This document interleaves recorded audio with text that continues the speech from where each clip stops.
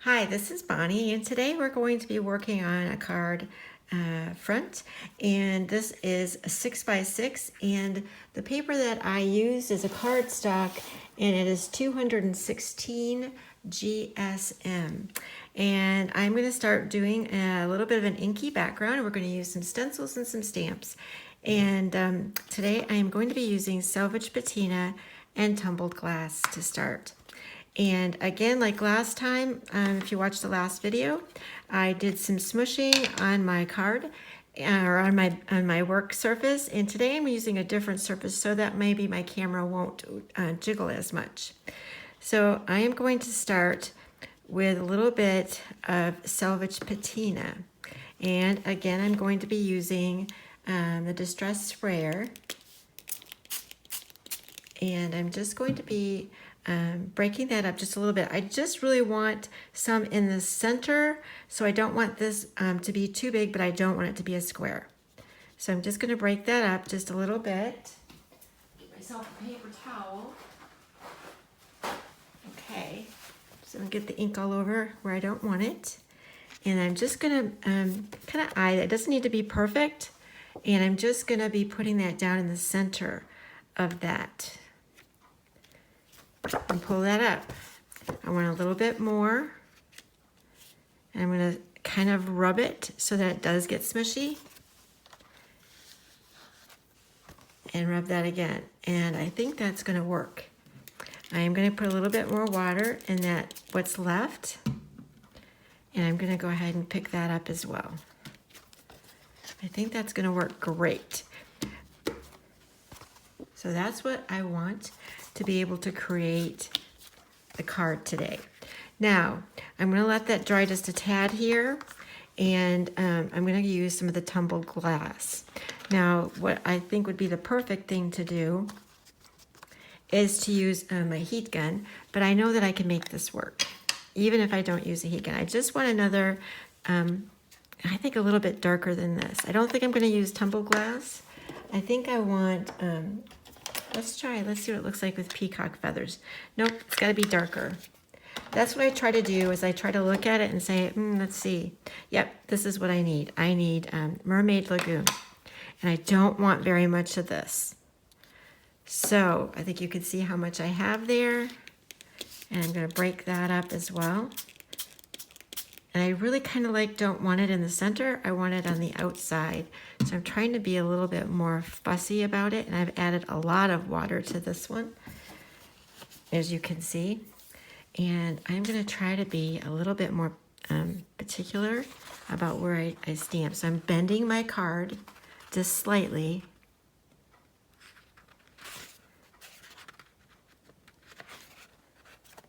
And I've got my brush, so I can actually even flick that over if I want. And that's going to be good there.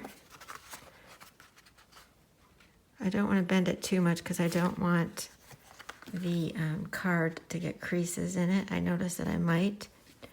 So actually I'm going to pick some of this up and even dab it on in places because it's like a paintbrush.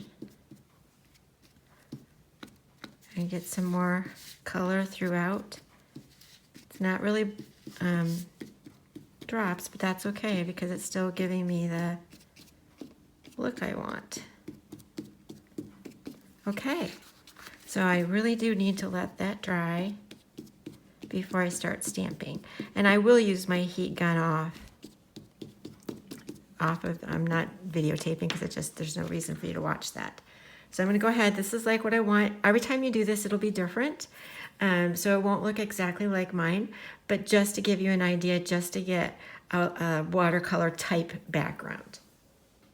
Okay, so as this is still slightly drying, I decided I could go ahead and use a stencil. This is a Fairy Hug stencil.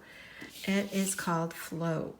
And to me, what I'm going to be doing is more of a lake type of a scene. I thought this looked like seaweed. So I'm going to go ahead, a type of a seaweed.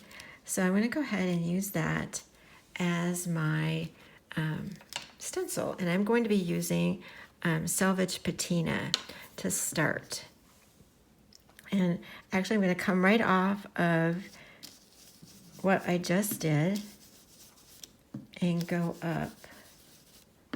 Now the stencil is, I think the stencil is oh, I don't know, I'll have to check what size the stencil is. I thought it was a 6x6, but obviously my paper, if I measured my paper right, isn't that? So, but anyway, I'm just going to be putting a little, a little bit, so it doesn't matter that is a little bit smaller paper that that the stencil is smaller than my paper, because I'm not just going across it as it is. I'm just going to be randomly adding some. And that works. I just want to give it some more, a little bit more interest and texture.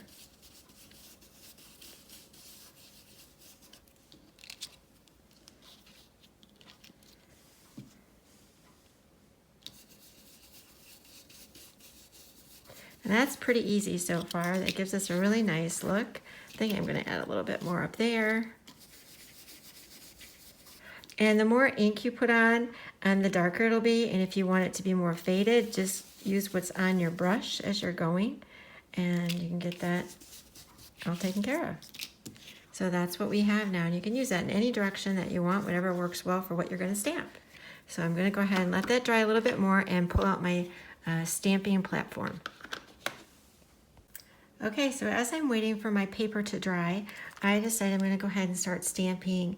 Because I'm going to fussy cut these out and put them on top of my card.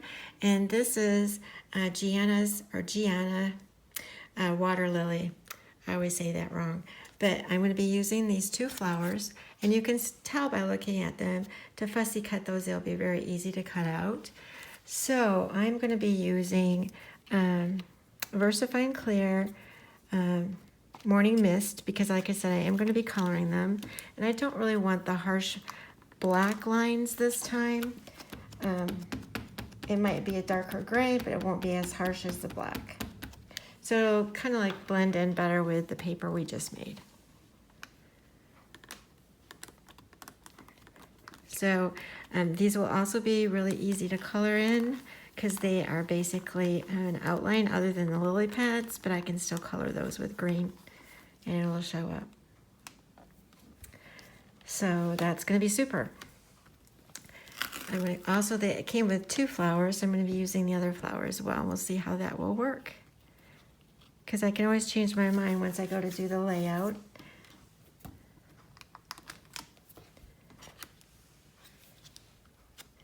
And I like to use the lighter color, which I've said in my videos before, because it allows me to do some coloring. But even when I use a darker, I just end up using a different shade of pencil. I use Prismacolor pencils, and I can make that work either way. But I knew this time I just didn't want it to be as harsh. Here we go. So we've got two. So all I gotta do is get those colored and cut out, and then I'm gonna finish the background and put it all together. Okay, so I have my water lilies colored now. And like I said, I did color those with Prismacolor pencils. And typically I will use my paint, my hologram paint, but I wanted to show you another way that you can add some sparkle to your images. I happen to have an older embossing stamp pad, clear, and all I like to do is I just stamp this all over, and it's also, an easy enough way without painting, as long as this ink pad is wet enough. And then I use embossing powder, the Holographic from Ranger, and I just put that over the entire thing. Mostly the image part, but it doesn't really matter because it usually falls all over. And you can see straight away, just the powder alone, you can see I think you can, the really pretty glitter. This is clear, but it has a hologram sparkle to it. So what I usually do, I think I'm going to go ahead and show you how I actually emboss this. I use a clothespin so that I don't burn myself. You can use tweezers. And I'm going to use this heat tool from Ranger. It's called Heat It. And just going to go ahead and heat that up. See if you can see that as I do it.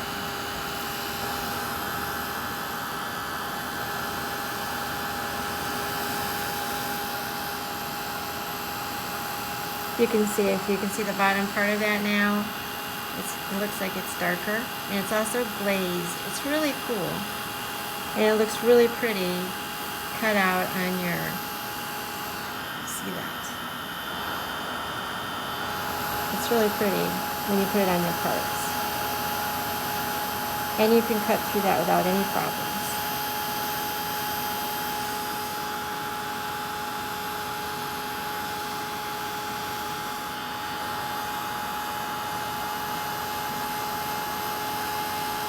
I use a clothespin so I don't really get burnt. And I did make the pieces small so that it would, you know, not all curl over badly and I could actually hang on to it. So that looks like it's all heated now. Let's see if you can see. Yeah, you can see that. Okay, so I'm going to go ahead and get that cut out so that I can go ahead and put that on the card. Okay, so I've got to kind of have it laid out the way that I'm going to be stamping the rest of the items on here. But what I decided is I want to use, I'll show you like this. I want to use these full moons, and I want to use them as a circle instead of a moon. And so more of a decorative background, and I don't really want it to stamp perfectly because I want it to be more like a texture. So I am going to be using the Mermaid Lagoon because it's a little bit darker and I think it'll show up on top of what I've already done. Now, because I don't want it to be perfect like when you go to stamp it, I am actually going to be using my fingers. It still will work for the stickiness, I think, to hold it. So I'm just going to stamp it. I think I'll stamp it. I'm going to move this so I can stamp it here to show you how I'm stamping it and how I'm using it. Okay. So I'm just going to stamp it like you normally would. I want to make sure I do get it inked. And then I'm going to just lift that up. It's going to be on my fingers like that. And I'm just going to randomly stamp it on here. I know where these are going, so I'm not overlapping. So I just, like I said, I don't really want it to be the moon. I want it to be the circles. So I think I'm going to put one over here, but I'm going to stamp again.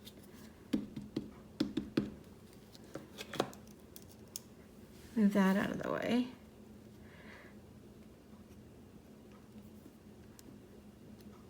So you can kind of see what I'm doing in terms of the circles. I probably could even do this. Yep.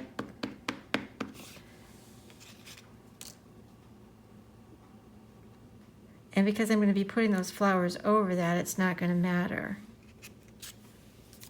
Move my tape.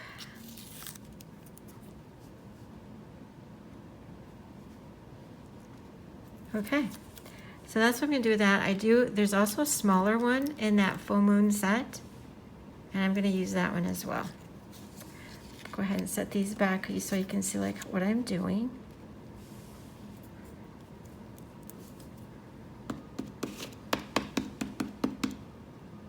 Okay, so I'm just going to go to the side of this.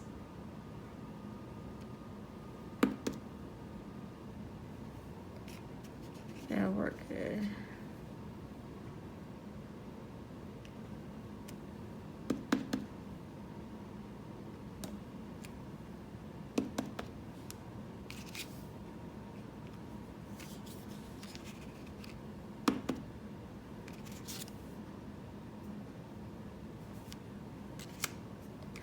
So like I said, that's just more of a texture kind of background. I think I might even do it here.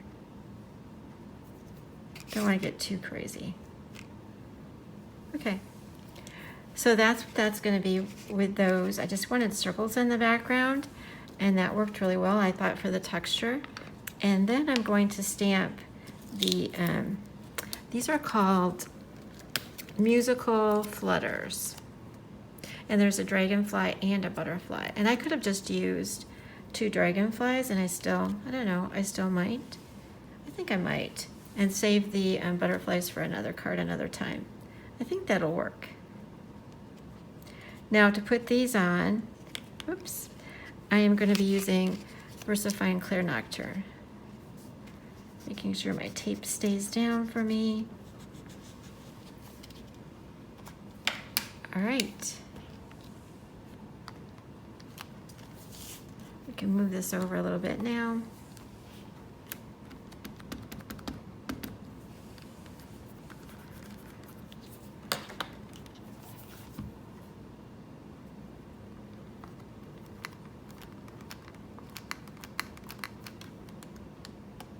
Okay. And we're going to go ahead and put it on the other side, but I want to see where I put this. Hold on. I think that will work.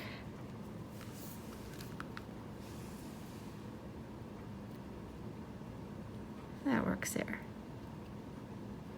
There are also some really tiny dragonflies I could actually put even in the background that Fairy Hugs has. I might do that. I'm going to look at this a little bit closer and see if that's what I want to do. I don't think it's necessary. You could also stamp partial sentiments on here too if you wanted more texture. So let's just see how this looks. I think this might be fine because I think we might have enough interest on here to make it look good. So anyway, I think that works.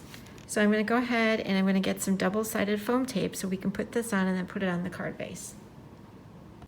Okay, so I've got my card that we were working on my card base. I just put it on a black card base. And then I've got double-sided foam tape on the back of the flowers. And I'm going to arrange these on here like we did before when I was stamping.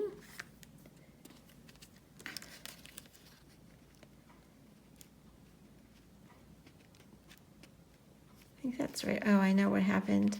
I had to cut this card a little bit smaller. So what I'm going to do is I'm going to trim up this little leaf just a little bit. I don't think that'll make that big of a difference because I'm not cutting too much off. Just so that it fits on here better. There we go. Well, you know, I think I got a little bit further. That's what happens. I did, like I said, I did trim it back a little. There we go.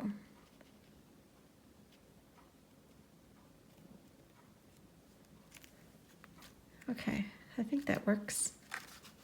Okay, so that is the finished card. Again, like I said, there's still room for a sentiment. You could put a sentiment here, or you can actually use it as a texture. Not really sure if I'm going to do that in the end. I kind of like it the way it is. So I'm going to go ahead and show you. It's really fun to make those hologram embossed stamps that way. They are really, really pretty. The person that receives it will appreciate it. It's a little bit nicer than seeing a photo of it. So anyway, thank you so much for stopping by again. And I will have the information in the description below for the products that I used. Thanks so much.